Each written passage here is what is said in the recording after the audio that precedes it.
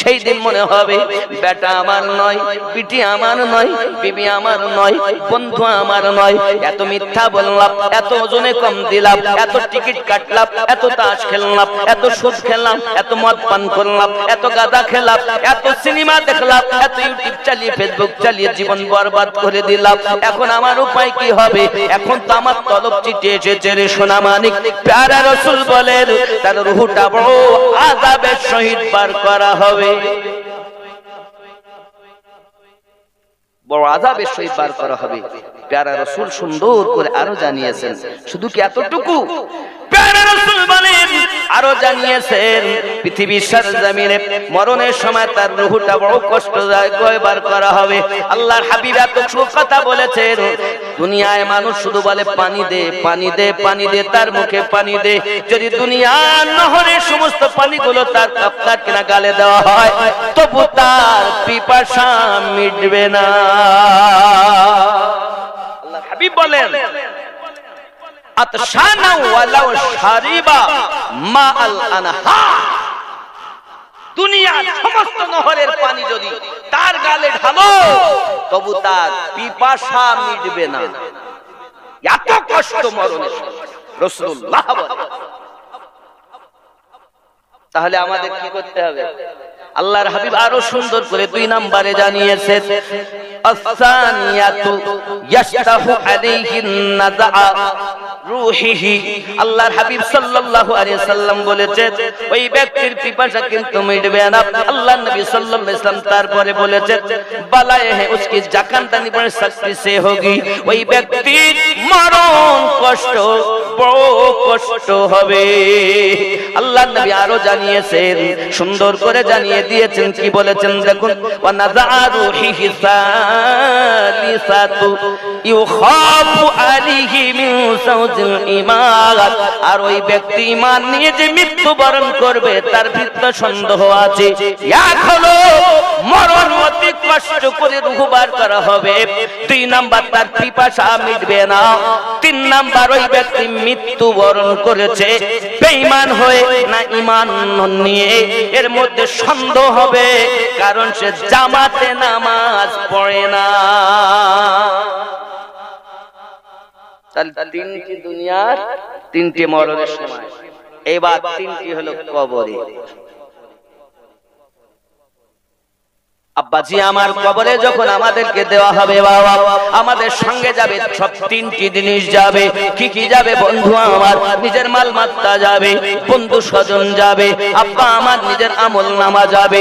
2টি ব্যক্তি আপনার খেয়াল করুন, মৃত ব্যক্তি মনে করেন আজ আমাকে গোসল দিয়ে সুন্দর করে বাড়ি থেকে নিয়ে যায়, আব্বা আমার তারা শুধু বলতে চায় চলো নিয়ে চলো, কারণ এখানে থাকতে ভালো লাগে না, কবরে যাব আর নবী দেখবো। এটা মুমিন। এই ব্যক্তিকে আমি গজলই প্রথমে বলেছিলাম, কবরের মাঝে যখন দেখিব সূরাত চিনিব কেমনে ইনি নবী আহমদ। অধম মন পড়ো তুমি দরুদের মালা, যাহা পড়ে চিনিবে তুমি রাসূলুল্লাহ সাল্লাল্লাহু জোরে বলুন সুবহানাল্লাহ। মুমিন ব্যক্তি বলবে নিয়ে চলো। আব্বা আমার যখন নিয়ে যাবে, আব্বা আমার ওই ব্যক্তি যদি কাফের হয়, মুমিন না হয়, তাহলে বলবে আমাকে কেন নিয়ে যাচ্ছ? আমার এখনো স্বাদ মিটেনি, লক্ষ লক্ষ টাকা ব্যয় করে 3 তালা বিল্ডিং করেছি থাকবো বলে, কিন্তু আমার থাকা হলো না, আমার মৃত্যু এসে গেল, আমাকে তোমরা নিয়ে যেও না, আমাকে আরো রেখে দাও। ওরে আমার সোনা মানিকেরা, ওই ব্যক্তি কিন্তু যেতে চায় না বাবা। মৃত ব্যক্তি কথা বলে শোনে তারা, ঈমানওয়ালা হয়ে যারা, কিন্তু বলতে পারে না, আল্লাহর পক্ষ থেকে তাদের জবানে তালা। তারা দেখে, তারা শোনে, জীব জানোয়ার শোনে, মরণের মৃত ব্যক্তি যে আপনার কান্নাকাটি করে বাবা, সোনা মানিকেরা আমার এমনি করে আপনার কান্নাকাটি করে। এ বাবা, আমি আমিনুদ্দিন বিবি ছাড়া শীতের রাতে ঘুম হয় না। সাদের বিবি, কিন্তু আমি যখন বিদেশে থাকি আমার বিবি ভালো লাগে না, কোয়াট লাইনে ভালোবাসা হয় অন্যদিকে। এখানকার ছেলেরা ভালো, এরা করে টরে না। স্বামী আছে বিদেশে,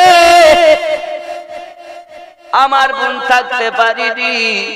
স্বামী বিদেশে কাজ করে কোয়াট লাইনে সম্পর্ক করে, অনেকে 2-4টি বাচ্চা রেখে দেওরের সঙ্গে পালিয়ে গেছে। আল্লাহর রাস্তে ভাদেশ্বরের মেয়েরা যায়নি। কি গো রাগ করছেন? কিছু করার নেই, ডেকে দেখো, নিজেদের শুনতে হবে। শুটিং শাটিং ফিটিং, কাঁধে মেরেছে সিফটি পিনার হুকিং, ঘাড়ে ঝুলিয়েছে থেনাচিকা ছোট একটি ব্যাগ। ভাদেশ্বরের যুবক ঘুরে ঘুরে আমার দিকে দেখ, লাম খালি মিম খালি নুনের পেটে এক নোক্তা, মাথা খালি পিঠ খালি কপালেতে এক নোক্তা। এ কি বড় বিহায়া, এর কপালে কখনো সৎ সন্তান জন্ম নিতে পারে দাও। আমি গাড়িতে করে আসতেছি, দেখি এই রাতে আমি তো ঠান্ডায় সজড়াই আছি। আমি বলতেছি, আরে আমার এত ঠান্ডা লাগবে, তা আমারই লাগবে না সবাই লাগবে কেন? একটু ঠান্ডা তো আছে। এরা যে মাথায় কিছু দেয়নি, একটা জামা গায়ে চুল ছেড়ে যাচ্ছে। এখনকার তাজা খবর বলতেছে, কোন রাবি নেই, ডাইরেক্ট দেখছি এই মসজিদের ওই পাশে। আমি আসছি, হইলুটা কি দিয়ে বাবা, ঠান্ডা আমারই লাগবে। হুজুরিরা পোশাক করতেছে, গলায় একটা, ঘাড়ে একটা, কোমরে একটা, আর এদের কি আল্লাহ ঠান্ডা দেখতে পায় না? যত ঠান্ডা হুজুরিরা। চিন্তা মাঝে মাঝে পোশাক এখানে ভালো, অসুবিধা নাই। হে আমার জননী, আল্লাহর হাবিব হাদিস শরীফে জানিয়েছেন, আত-তাইয়িসু লা ইয়াদখুলুল জান্নাহ, তাইয়িস ব্যক্তি কখনো জান্নাতে প্রবেশ করবে না। প্যারা রাসূল নূরুন আলা নবী পয়গম্বরকে সাহাবী রাসূল জিজ্ঞাসা করেন, হুজুর তাইয়িস কাদেরকে বলে? আমার আপনার নবী জানাত, শায়না মেয়ে একটি নারী জাহান্নামে যাবে, 4টি পুরুষকে জোর করে টেনে টেনে নিয়ে যাবে। একটা নারী জাহান্নামে যাবে, 4 জনকে জোর করলে যাবে। 1 নাম্বার নিয়ে যাবে তার বাপকে। কেন? বাপটাকে পর্দায় রাখতে পারিনি। জবাব, ফজরের নামাজ না পড়ে বাপ ঘুমায়, মা ঘুমায়, বেটা ঘুমায়, বিটি ঘুমায়। বেলা 8টার সময় তাই প্রাইভেট আছে, যেহেতু মাধ্যমিক পরীক্ষা দেবে। 8টার সময় তার পরীক্ষা, 2টি মাস্টার রেখেছে, 3000 করে 6000। একজন আসে সকালে আর একজন আসে সন্ধ্যায়। মেয়েকে বলে, মা রে তুই প্রাইভেটে যা, নইলে 100 টাকা যাবে। না গেলে মেয়েকে বকাবকি করে। আল্লাহর বান্দা বান্দি, তোমার মেয়ে নামাজ না পড়ে ঘুমালো, তুমি তো একবারও তাকে বকাঝকা করুনি। তোমার পুত্র নামাজ না পড়ে ঘুমিয়ে গেল, তুমি একবারও তো বকাবকি করুনি। তুমি খালি বুক ঠুকে বলছো আমি নবীর দিওয়ানা, নামাজ পড়তে পারবো না। চিটিং বাজ কোথাকার। কবরে যাস, তোর জন্য খোলা আছে। কি খোলা আছে? আল্লাহর হাবিব হাদিস শরীফ বর্ণনা করতেছেন, প্যারা রাসূল জানাচ্ছেন, বাবা প্রত্যেক বেঈমানের জন্য, গুনাহগার ব্যক্তিদের জন্য কবর কিন্তু আযাব দেবে বাবা, আযাব দেবে, চাপ দেবে, চাপ দেবে। কেমন চাপ দেবে দেখুন। সঙ্গে সঙ্গে সাহাবী রাসূল শুনে কান্না আরম্ভ করে দিয়েছে। মুমিন হলো কবর চাপ দিবে, মুমিন না হলো কবর চাপ দিবে। সাহাবী রাসূল কান্না শুরু করেছেন, আমাদের আব্বা আম্মা কদমে কুরবান গো দয়াল, সকলকে যদি কবর চাপ দেয় তাহলে আমাদের সকলকে কি দেবে? হুজুর আপনার পুত্র ইব্রাহিমকে কি কবরে চাপ দিয়েছে? আপনার পুত্র কাসেমকে কি কবর চাপ দিয়েছে? প্যারা রাসূল জবান মোবারকায় বলেন, জি হ্যাঁ, আমার বেটাকেও কবর চাপ দিয়েছে। তবে শুনে রাখুন, আয় আমার সাহাবায়ে কেরাম, মুমিনের জন্য কবরের চাপ হলো এমন, যেমন আম্মা সন্তানকে দুধ পান করাতে গিয়ে সোহাগ করে বুকে একটা চাপ যায় আদর করে, মুমিনের জন্য ওই কবর এমন করে সোহাগ করে চাপ দেবে। এই চাপ সবাইকে ভোগ করতে হবে। মুমিনের চাপ আলাদা, গুনাহগারের চাপ হলো আলাদা।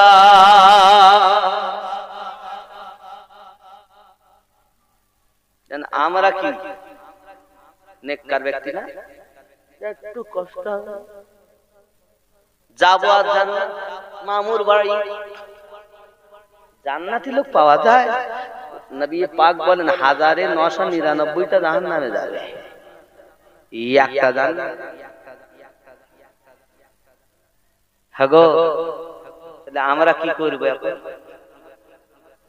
খেয়াল করুন বাবা, ফজিলাতের মাস আসতেছে, নিজেকে ঠিক করে নেন।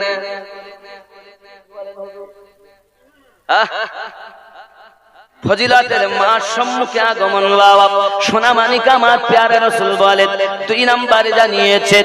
প্রথম নম্বরে তার বাপকে নিয়ে যাবে, 2 নম্বরে তার স্বামীকে নিয়ে যাবে। স্বামী পর্দা রাখতে পারে না, চলে গেছে বাইরে, বিবি আপনার কিনা থাকে বাজারে, স্বামী থাকে ঘরে, বিবি থাকে বাজারে, মার্কেট করে বিবি।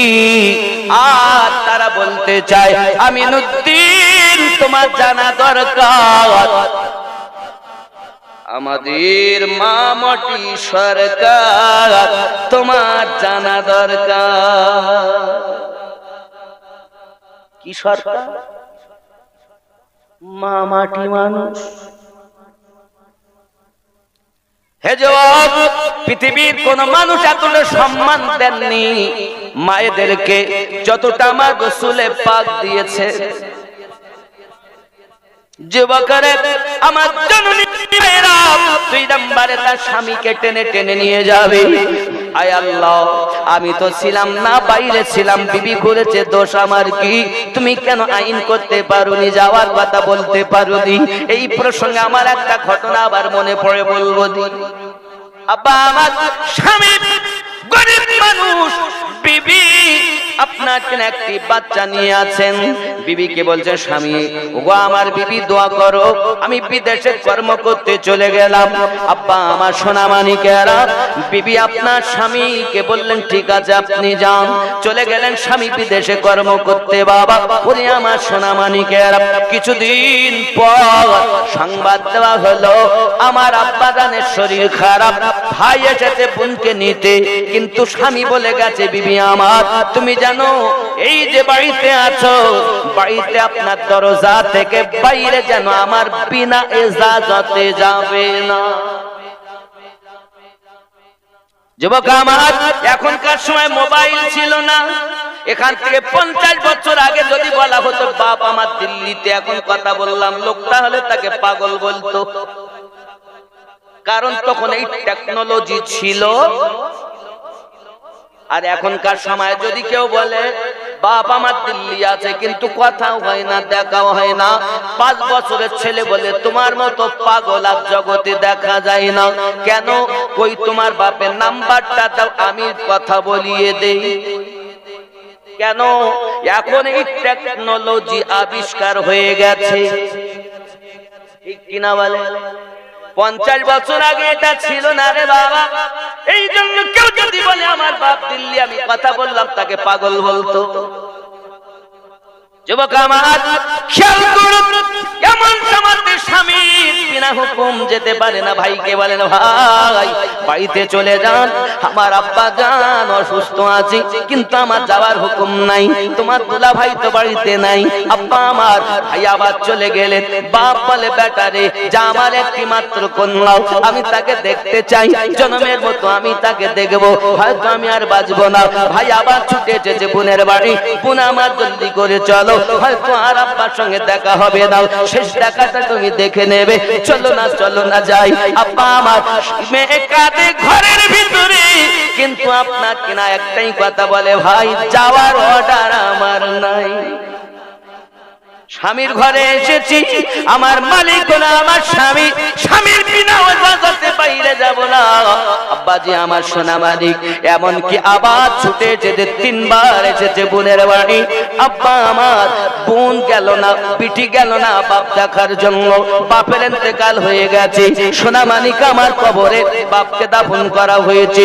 এমন সমাতে আপনার কিনা দেখা গেল ইন্তেকালের কিছুদিন পরে স্বামী এসেছে ঘরে। স্বামী আসার পরেতে আপনার দরজায় সালাম, আসসালামু আলাইকুম ইয়া আহলাল বাইত।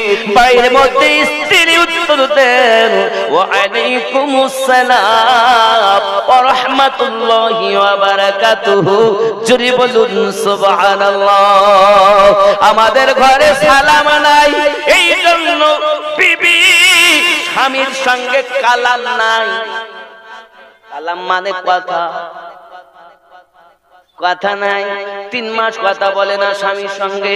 খালাতো ভাইকে দেয় আজকে জলসা, তাহলে প্রত্যেক বাড়ি কুটুম আছে না, না মেহমান আছে না, মেয়ে এসেছে, জামাই এসেছে, বিহাই এসেছে, বিহানি এসেছে, ওরে বাবা খালাতো ভাই ফুফাতো ভাই ডিম সিদ্ধ করে খাওয়ায়। সাদ্দামের বাপের সঙ্গে কথা নাই, কারণ নাম হলে দোয়া করো না। এ জননী মা, তুমি তোমার খালাতো ভাইয়ের গল্প করে যা সওয়াব না হবে, স্বামীর মনে যদি 1 ঘন্টা আনন্দ দিয়ে কথা বলো, 1 বছর সারা রাত ধরে নফল ইবাদত করলে যে নাকি স্বামীর মনে 1 ঘন্টা মিষ্টি আলাপ করে আনন্দ দিলে রাসূলুল্লাহ সাল্লাল্লাহু আলাইহি ওয়াসাল্লাম বলেন তার নামায় আমলে ওই নাকি।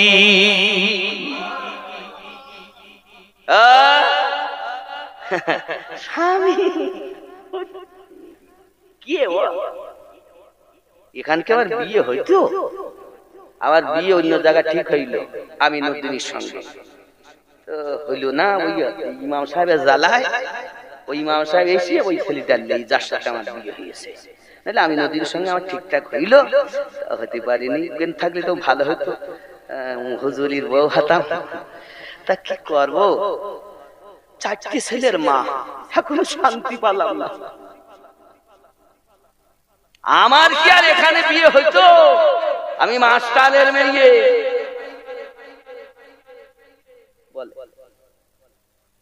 স্ত্রী করে স্বামীর বদনাম।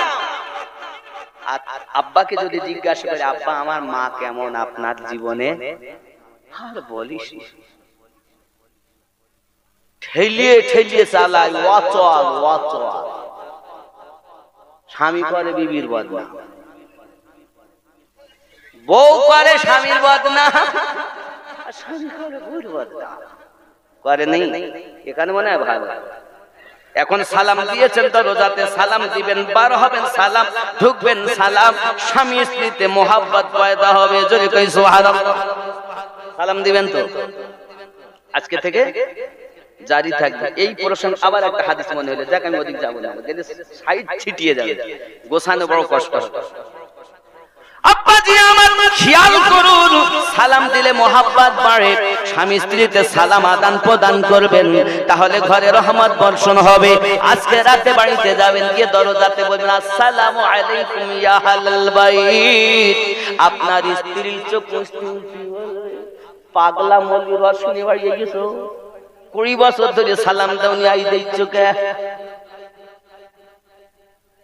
পাগলা কাদিস না রে গাছতলায়, বড় পীরের নাম নিলে আল্লাহ পাওয়া যায়। খাপা কাদিস না রে গাছতলায়, বড় পীরের নাম নিলে আল্লাহ পাওয়া যায়। জোরে হবে ঠিক নেই? আমার বড় পীরের এমনি শান, চোরকে কুতুব বানায়। আমার বড় পীরের এমনি শান, চোরকে কুতুব বানায়। মুর্দা জিন্দা করেন তিনি চোখের ইশারায়। বড় পীরের নাম নিলে আল্লাহ পাওয়া যায়। খেপা কাদিস না রে গাছতলায়, বড় পীরের নাম নিলে আল্লাহ পাওয়া যায়। জোরে হবে। আমাকে বলতে পাগল, পাগলা বলি আসলে তো ঘরে লোকে নিল, তাই তোমার ভালো লেগে তা? লোকে আমায় পাগল বলে, আমার দুঃখ লাগে না। লোকে আমায় পাগল বলে, আমার দুঃখ লাগে না। আমাকে পাগল করেছে আরবের ওই মদিনা। আমাকে পাগল করেছে আরবের ওই মদিনা। ওই মদিনায় আসেন আমার জানে মুহাম্মদ রাসূল। তার প্রেমে পাগল হয়ে আমি যদি করি ভুল, ভুলে ভরা জীবনী হোক, ভুলে ভরা জীবনী হোক, কিছুই যায় আসে না। আমাকে পাগল করেছে আরবের ওই মদিনা।